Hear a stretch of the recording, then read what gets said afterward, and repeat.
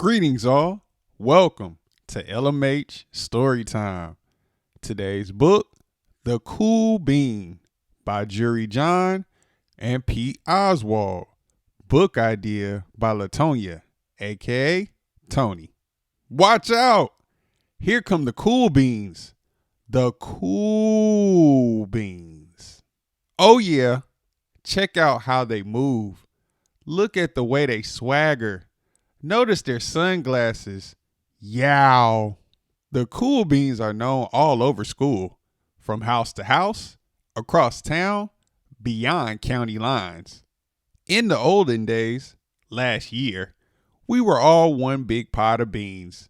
We were a mixed bag, but somehow it worked.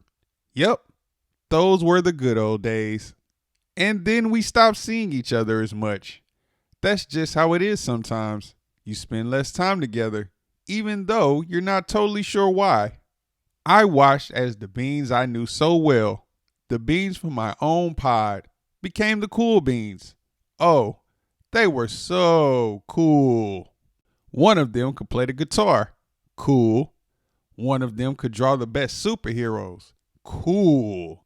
One of them could jump higher than any bean I'd ever known. Cool. Me? Well, I mostly stayed the same.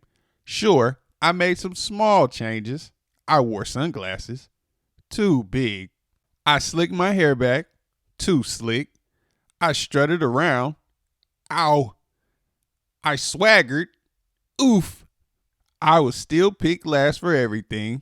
My clothes never seemed to fit. I snorted when I laughed. Honk. I walked into stuff. Womp. I was an uncool bean for sure. I started thinking of myself as just a common being with no special skills. I couldn't compete, so I didn't even try. I'd never be a cool bean. It seemed like there were two types of beans in the world. There were the cool beans and the beans like me.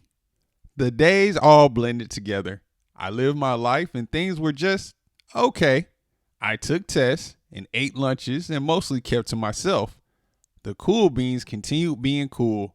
I mean, sure, I missed them a bit, but it's not like I was going to say anything. I felt like all that coolness had gotten in the way of our friendship. And that's how it went. Until one day, I was in the cafeteria. I dropped my lunch on my loafers. Oh no, not again.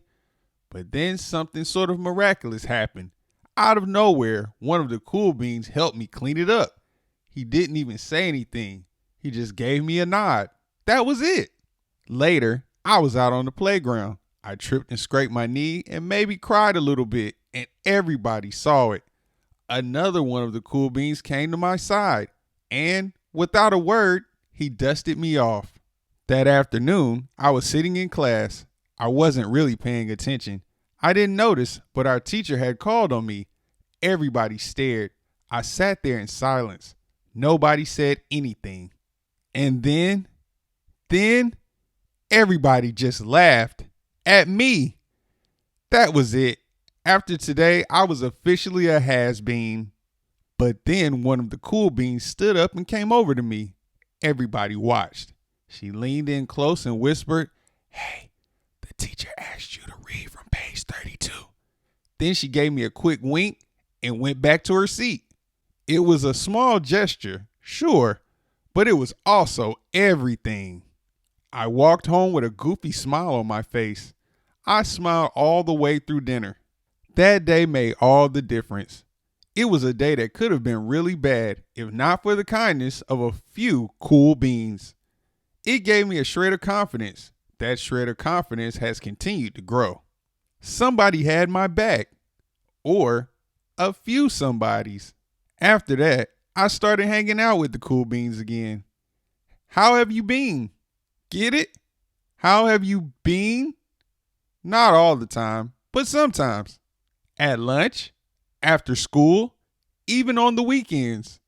Throughout all of this, I realized that it's not about how you look or any of that other silly stuff. It's about a wink, or a nod, or a smile at just the right moment. It's about dusting somebody off, helping them up again, and pointing them in the right direction. You need a hand? Yes, please. Now that's cool. The end. Thanks for reading The Cool Bean with us on LMH Storytime. If you like this story, give us a thumbs up, share it with a friend, and leave a comment about this story or other stories you'd like to hear. Don't forget to subscribe and hit the notification bell so you never miss a new story. We'll see you next time. Happy reading.